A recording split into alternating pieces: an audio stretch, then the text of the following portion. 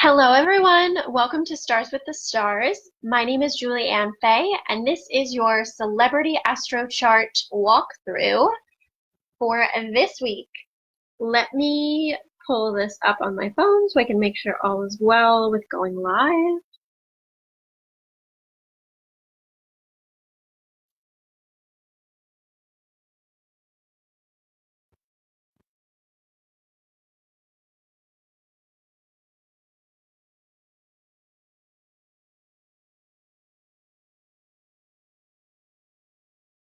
Okay, looks like we're good.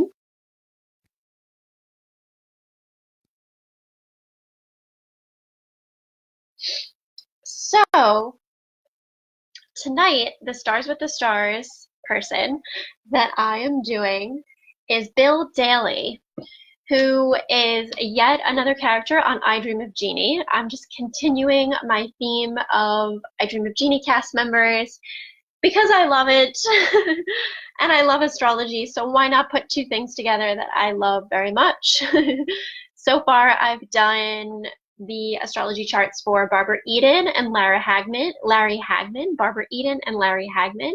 So definitely you can find those on my YouTube, or if you're getting my email newsletter, I am also sending those in there. And of course, you could find them on my Facebook business page if you go deeper into the page.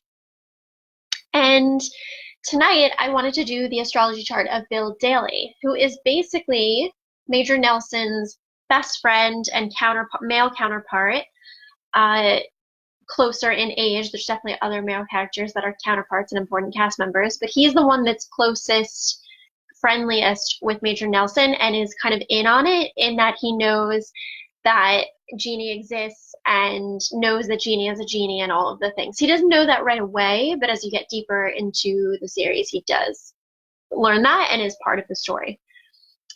So I was actually surprised because Bill Daley was born in 1927, and Larry Hagman and Barbara Eden were both born in 1931. So he's actually a little bit older than them by, 4 years there, it looks like.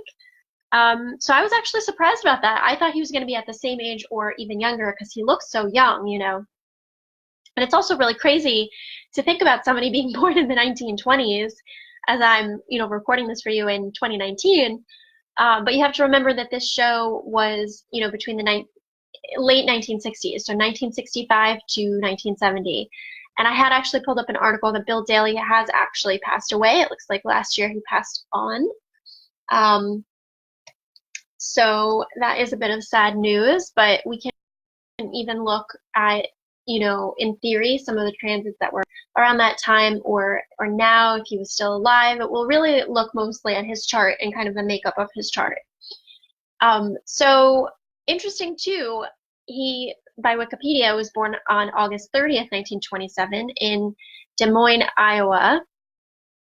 And what's interesting about this is that when I went to Astro Theme, I found someone of the same name born the same year, but it was the totally wrong date, and an entire chart was generated that was like the chart of a Pisces and not a Virgo. So something happened there, and that just kind of brought my attention to the fact that sometimes when you're looking up birth data, you may want to cross-reference sources, because something like that can happen where somebody gets that information and they run with it and they generate a chart based on that. Obviously, you want to be cross-referencing multiple sources before you kind of go with the chart. So in this case, we have it from, Wikipedia, and I found it also cited in this New York Times article. So we definitely have evidence that he was born on August 30th, 1927. Now, I do not have a birth time for him, so I generated the chart based on just an arbitrary time. What astrologers do when that happens is we generate a chart based on usually like noon. And when that happens, we can't actually speak to the house system accuracy. The chart will generate house systems and things in different houses. But because the ascendant is related to the birth time, and we need the birth time to clarify when the chart begins, when the ascendant begins, that's like the initiating energy that then tells us, okay, the first house started here, because they're this ascendant and so on and so forth. So just as kind of a teachable moment, that is something about astrology, is that you can still run a birth chart without a birth time, but it's very, very favorable and preferable to have the right and exact birth time, because that's going to give you a lot more depth and accuracy to the type of chart reading you could do for someone.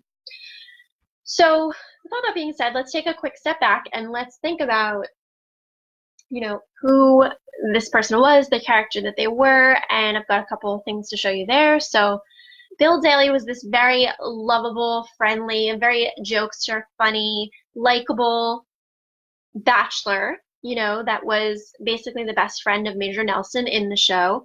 And certainly Bill Daley was this type of kind of likable, friendly, kind of comedian type personality in a lot of roles in his life. He also had a recurring role on, I believe it was called The Bob Newhart Show, if I'm not mistaken. You know, so a lot of the images here are images of him in I Dream of Jeannie as Major Roger Healy, right? And let's just cross-check here, because I'm pretty sure, yeah, so from I Dream of Jeannie and The Bob Newhart Show. And, you know, this article, it talks about kind of bits and bobs of things about him and his life and things like that. I don't know if I've maxed out my article preview. I may have done that. I'm not sure. But yeah, this was an interesting article, you know, to read about him, just talking about different things like how he got the role and how he was surprised that he got the role and that he had great chemistry on screen with Larry Hagman, which it's interesting because Larry Hagman came up as a Virgo and Bill Daley is actually a Virgo. So they were of the same sign, which is pretty cool. And also it looks like, and I'm going to show you the chart in just a quick second, looks like Bill Daley had a Libra moon. So it's really crazy. He actually has my sun and moon placements. I don't think to the exact degrees, but close, because I'm born on August 28th and he's born on August 30th. And then I'm a Virgo with a Libra moon and he's a Virgo with a Libra moon. So I found that really funny. If I was to ever have met him in real life, there's a decent chance we would have been, you know, fairly compatible just on those two factors alone, like the sun and moon compatibility. But we also want to look at, of course, other things too when we're looking at compatibility. So what was I saying? So yeah, so he has an Heir Moon, which is in Libra. And if I remember correctly, Larry Hagman also had an Heir Moon, which was in Aquarius. So that means that they were both Sun and Virgo with Heir Moons, which is very compatible, because emotionally they're kind of processing their feelings and their emotions from the same element. And then they are of their sun sign, which is the soul's path and purpose, they are of the same sign. So that makes it such that you don't have to translate things as much because you're speaking the same kind of language, you know? Now, definitely because he's a couple years apart in age from Larry Hagman and Barbara Eden, I'm sure that there are some other aspects that are not, you know, aligned or the same, and we'll see, kind of time permitting, what we could look at with that. But without further ado, let's pull up his chart. So I've gone ahead and already pulled that up for you here. And this is a chart for August 30th of 1927 in Des Moines, Iowa. And again, I've just put in an arbitrary time of noon because I actually don't know when he was born. Now, he was born on I don't know the time at which he was born, but we know the day and the place, which can provide a fair amount of information. So he was born on a Tuesday, which is ruled by Mars. So that's kind of interesting. I don't always talk about the day rulership, but that is, you know, there's so many different variables and layers in astrology. So we can look here that his Mars is in Virgo. He has Mars in Virgo, Venus in Virgo. Well, I'm just having a moment because his sun is exactly conjunct my Venus. Yeah, we have a lot of positive compatibility here because he's got, you know, I too have Sun, Mercury, Venus, and Mars all in Virgo. So I can definitely relate to the type of energy he had, and it's, you know, pretty cool there. So yeah, definitely Mars being an important planet for him. And also, I can't speak to the ascendant because we don't know the time, but if he actually was born around noon and was a Scorpio ascendant, that would mean that Mars and Pluto were important rulers for him, key rulers based on, the ascendant. So that would be interesting as well. Now, what I'm noticing is that he was born in a Venus retrograde, which does not occur as frequently as Mercury retrogrades. It's kind of on par with, Mars in the way that it doesn't happen every year. Some years it's possible to have lots of retrogrades going on. It really depends on the cycles of the retrogrades and when they started and how they're running and things like that. But as a general rule, Mercury will go retrograde several times a year. Other planets excluding Jupiter, Saturn. So Jupiter does go retrograde every year, so does Saturn.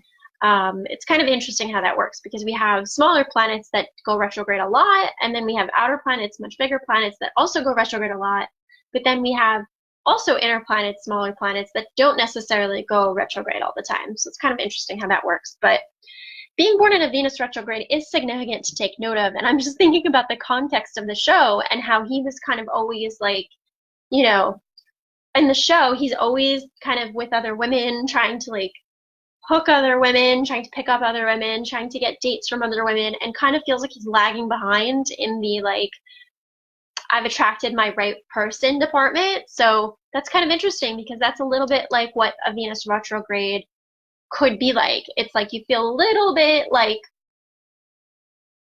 kind of stuck behind the eight ball or a little bit caught up, in not getting things perfectly aligned or quite right when you're born in a Venus retrograde. Typically, a Venus retrograde is a time in which sometimes past lovers can come back, so this could have a very karmic aspect to it. But really, I look for like Venus conjunct the South Node for more so like the person attracting a lot of behaviors and people, relationships from their past.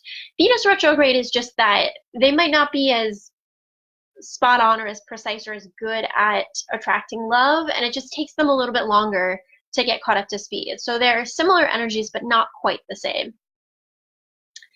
And he's definitely got Sun conjunct Mercury in Virgo, so very quick-witted, very intelligent, very mercurial, which definitely on the show he was that. He almost has this like Gemini quality to him. If you had asked me what sign he was, I might have said a Gemini, because there's definitely that like mercurial energy of just being like fast moving and quick-witted and, saying things all the time. And that's definitely a part of his character and who he is. So he's also very likable, And Mercury brings this youthful energy to someone, especially when they're Sun conjunct Mercury. They're very quick-witted. They can be very fast-moving themselves. They can be, have like a very youthful appearance. They can just carry that really youthful energy. And also very, very articulate, very outspoken. They're using their words a lot, And definitely Mercury is an exalted placement, for Virgo. Mercury is at home in Mercury. I combined Mercury and Virgo to make Mercury. Mercury is at home in Virgo as well as in Gemini. So it's a really strong Mercury that he has there.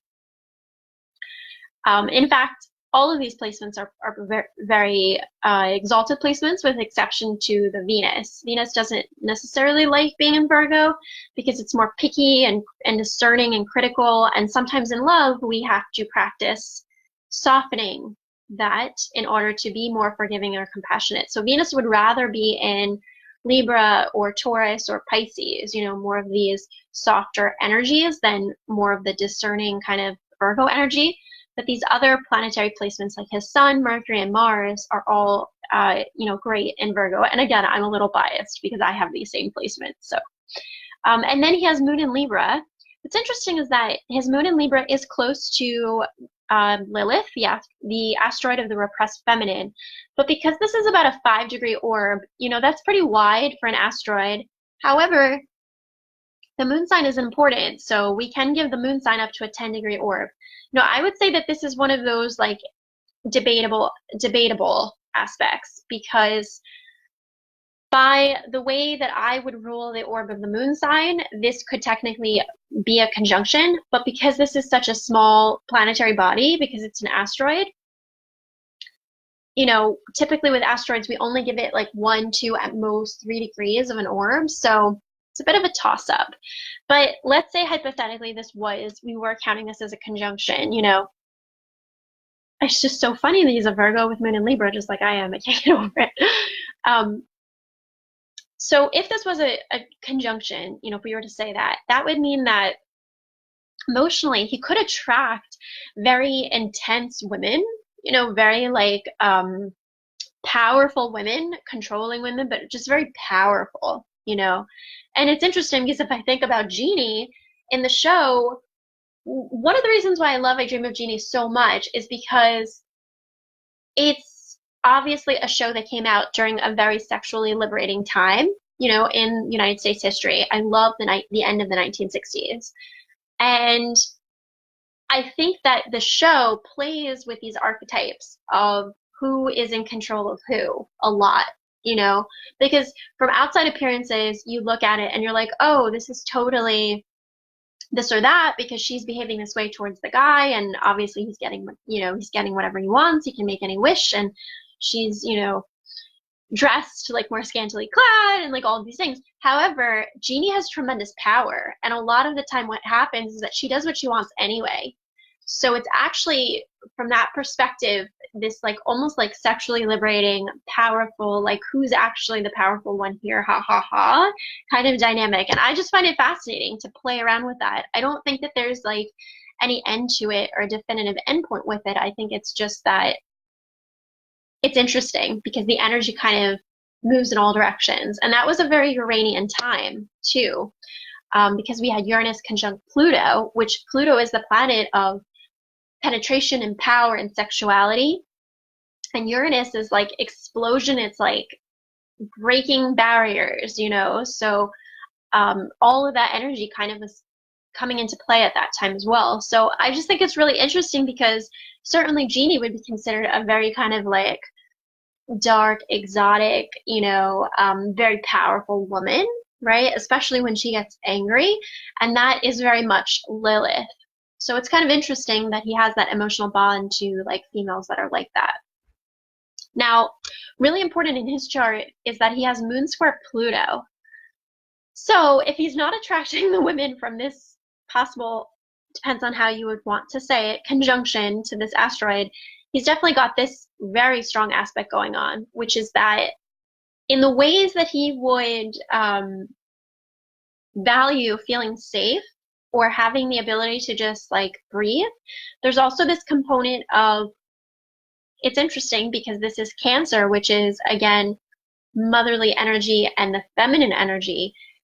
So I wouldn't be surprised if he had a very difficult relationship with his mother, or something going on here with female figures in his life, maybe people that could have or should have been more nurturing to him but weren't, and this is a conflict. So when someone has moon square Pluto in their chart, it depends what planets are involved, but this is a harsh aspect in which the person has trouble feeling safe to feel their feelings. Whenever Pluto's involved with the moon, it depends again on the person's own aspects and kind of, who's involved.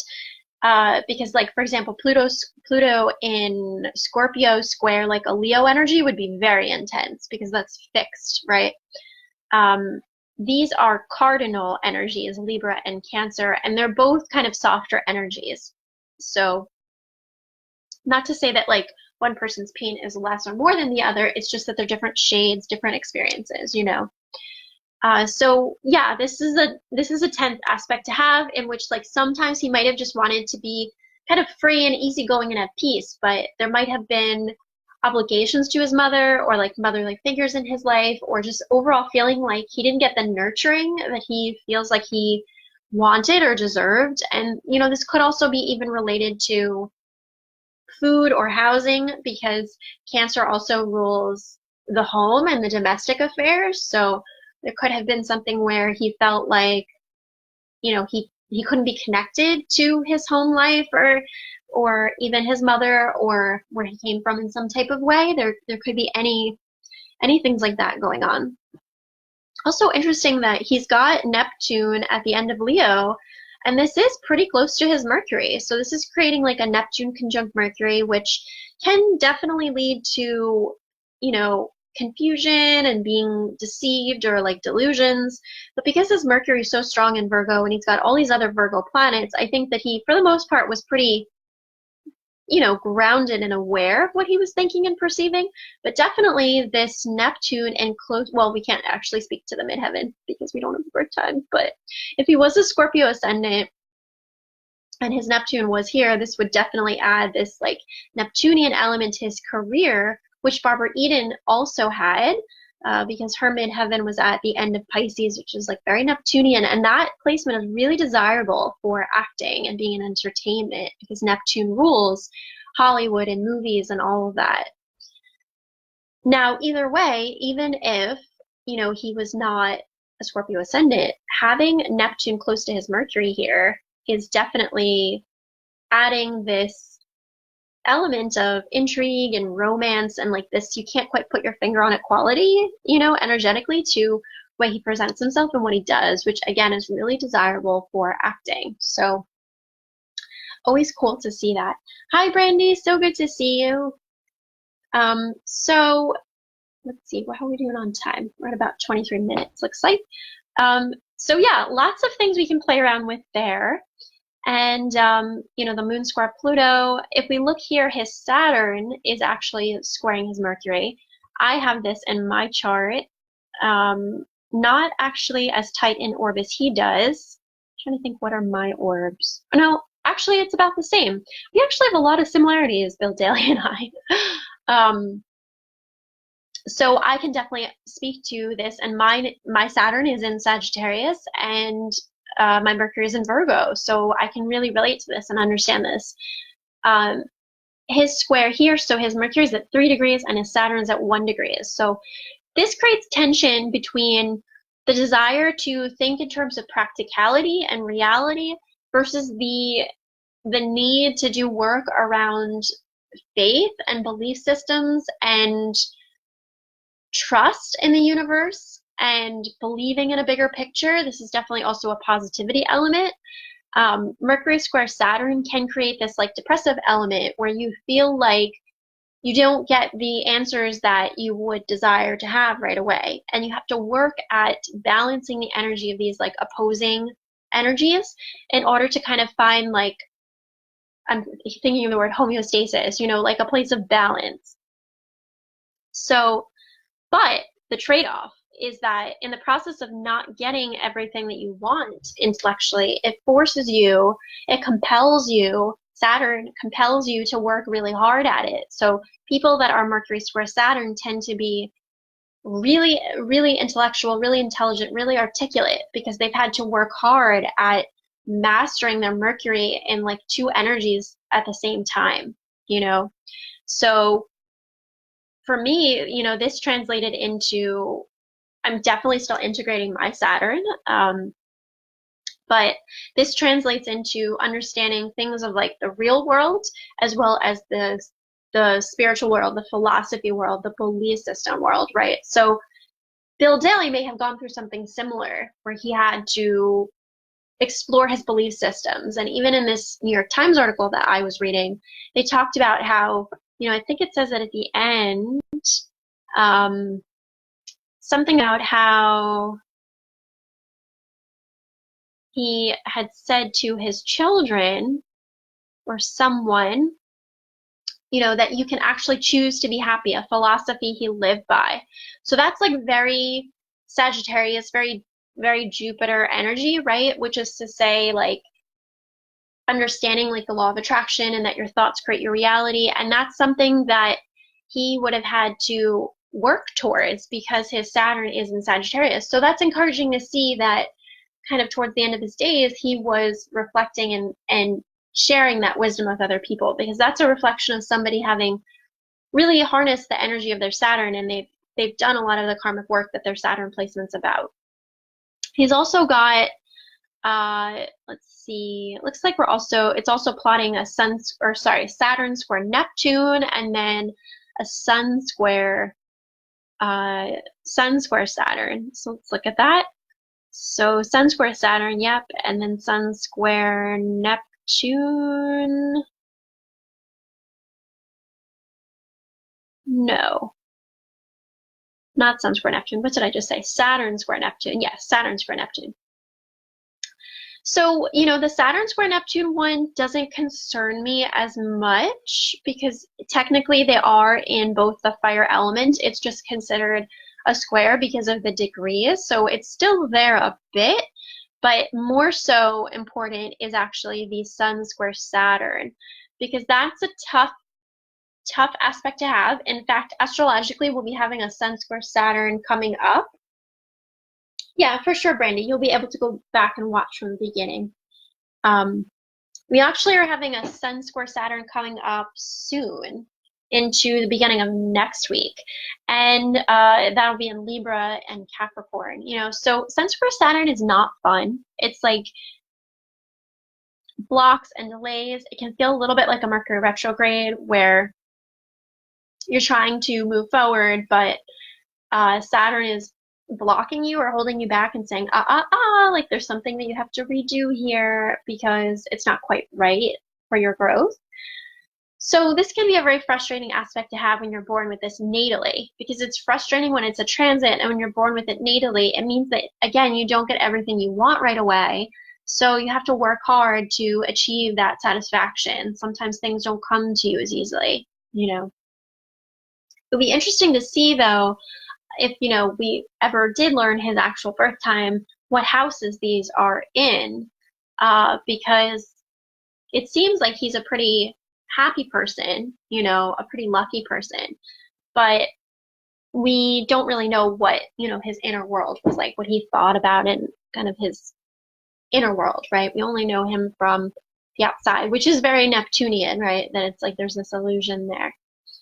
Let's see, what else do I want to speak to? So he's got this really great Saturn trine Uranus within 1 degree. So that's really strong between 2 major outer planets. So that Uranus and Aries, how funny, his Uranus is exact on my north node. And does he have Jupiter? It looks like his Jupiter is in Aries too. Jupiter in Aries, yeah, also on my north node. If I was ever to meet this guy, I would be very curious to see if we would have like this great, conversation, because his aspects are really intriguing to me, based on my own chart and knowing my chart. So this Saturn trine Uranus means that he was always able to kind of reinvent the ways in which he could pursue that work and like faith and belief and philosophy. He never gets bored of it. He's always coming up with new ideas, new ways to explore it. So that's really supportive, and also supportive because at the time that this show, was at its peak, was, like I was saying earlier, a very Uranian time. So it was really about harnessing this outside the box thinking in different ways, different approaches of looking at things and doing things. So he has this strong aspect in his chart which embraces that, which is really good and definitely in alignment with, kind of the work that he was doing. If we look here, he has Venus conjunct Mars within 1 degree. So this means that the way that he's asserting himself and, the way that he's approaching love and relationships, they're speaking the same language. In fact, they're like almost one and the same because they're conjunct each other, So this almost adds an element of like, almost a little bit like a Mars in Libra and a Venus in Aries, because of the way that these energies are expressing themselves together, which is interesting. It means that I would bet, though, that the Mars would win out, because the Mars is like pushing, penetrating energy, and the Venus is in retrograde. So he probably was more, a little bit like pushy or assertive, in relationships, because he always felt like he was catching up or trying to like catch up to other people. And it's funny because that's definitely the type of archetype that he plays in the show, is that he's trying to always like approach women and, you know, kind of have dates with women. And he's definitely like very Mars like that.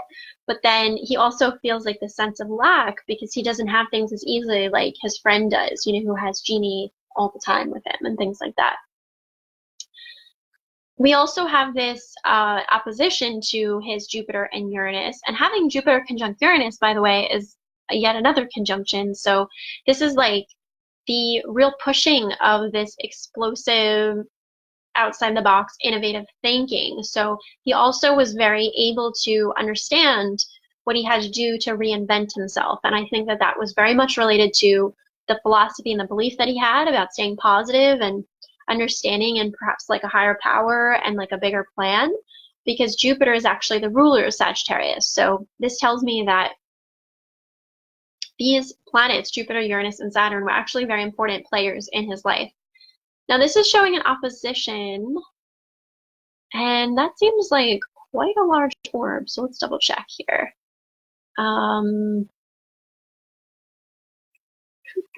Is this plotting Chiron for me? It is.